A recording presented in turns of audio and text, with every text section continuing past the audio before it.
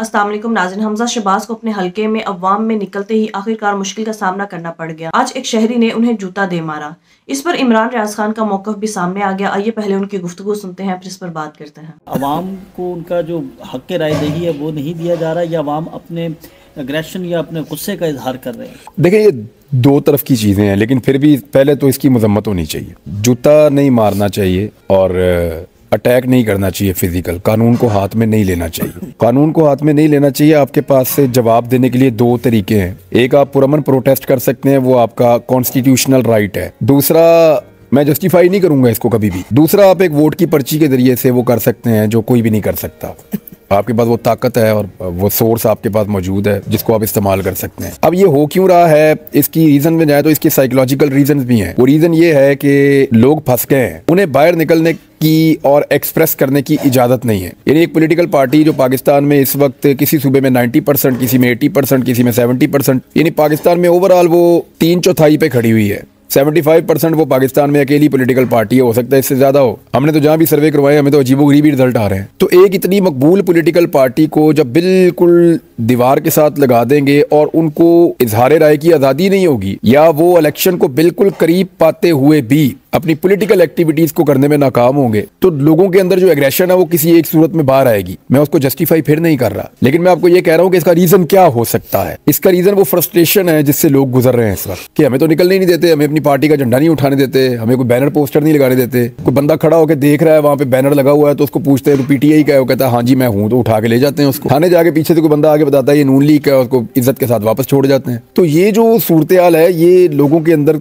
गमो गुस्सा पैदा करती है, उससे फिर रिएक्शन आता है। जो प्राइमरी रिस्पॉन्सिबिलिटी है वो निगरान हुकूमत की और इंतजामिया की है कि वो इस तरह का माहौल पैदा ना करें जिससे माहौल फ्लेयर अप हो। ऐसी चीजें ना करें जिससे जज्बात भड़कें, बल्कि ऐसी चीजें करें जिससे पता चले कि सबके लिए फील्ड मौजूद है, सारे अपनी अपनी फील्ड में जाके अपनी अपनी मेहनत करें। अब एक पॉलिटिकल पार्टी है वो जलसे कर ही नहीं पा रही, तो वो दूसरे के जलसों को देख के उनको गुस्सा चढ़ेगा, जी हम नहीं कर पा रहे तो ये क्यों कर रहे हैं। तो फिर इस तरह की गंदी हरकतें होती हैं। मुझे स्पेशली जो शेख कैसर अहमद शेख साहब के साथ जो हुआ ना, वो मुझे बड़ा दिल पे मुझे तकलीफ हुई, इसलिए कि मैं उन्हें जानता हूँ, वो इंतहाई शरीफुन नफ्स इंसान है और चनियोट के लोग उनकी बड़ी इज्जत करते हैं और वो बड़े इज्जतदार, बड़े धीमे लहजे के, बड़े प्रोग्रेसिव आदमी। वो पाकिस्तान के बारे में हमेशा बड़े पॉजिटिव रहते हैं और गलत चीज को गलत कहने की उनके अंदर कुछ हिम्मत मौजूद है। वो उन लोगों में से हैं जो कह देते हैं कि पार्टी पॉलिसी के अगेंस्ट भी कि ये गलत है और ये ठीक है। तो ऐसे बुजुर्ग को, ऐसे सियासतदान को, ऐसे इज्जतदार आदमी को सर में पत्थर मारना तकलीफ दे था। मुझे वो बहुत अफसोस हुआ देख के। अब फलस्तीन में जो हुआ, इसराइल में, ये मेरा सब्जेक्ट था, इस पर मैं बहुत काम करता था, तो मैं उस पर इस दफ़ा बात ही नहीं कर सका, लोगों को आगाह नहीं कर पाया,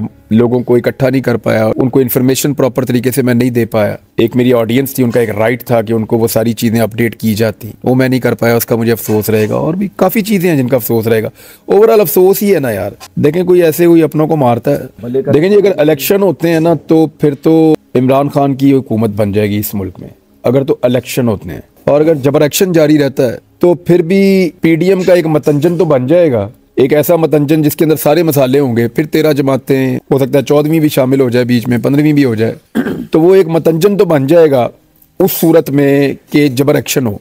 लेकिन नवाज शरीफ की बारी फिर भी नहीं आनी, क्योंकि मतंजन में मियाँ साहब का चांस बहुत कम है। देखें, ये आजाद उम्मीदवार जीत जाएंगे, लोगों को पता है कि किसको वोट डालना है, इंतखाबी निशान क्या है और कैसे डालना है। ये अगर फैसला बिल्कुल इलेक्शन के करीब जाके आ जाता तो शायद मुश्किल हो जाती। अब जो मैंने इन्फॉर्मेशन इकट्ठी की है ग्राउंड से, पीटीआई ने अंडरग्राउंड काफी वर्किंग की है और अपने वोटर को, अपने सपोर्टर को ये बताया कि हमारा इंतखाबी निशान क्या है हर हल्के के अंदर। इससे दिक्कत जरूर होगी, प्रॉब्लम होगी, कुछ फीसद तक फर्क भी पड़ सकता है, लेकिन टर्न आउट अगर ज्यादा हुआ तो ये आजाद उम्मीदवार बड़े तगड़े हो जाएंगे। नाज़रीन, इमरान रियाज खान ने क्या खूब तबसरा किया कि मैं इस तरह की वायलेंस की हमायत नहीं करता और ना ही इस तरह की वायलेंस को डिफेंड करता हूँ, लेकिन अवाम बहुत ज्यादा परेशान है और इम्पोर्टेड सरकार की गलत पॉलिसीज की वजह से अवाम का मुआशरती और माशी तौर पर बहुत बुरा हाल है।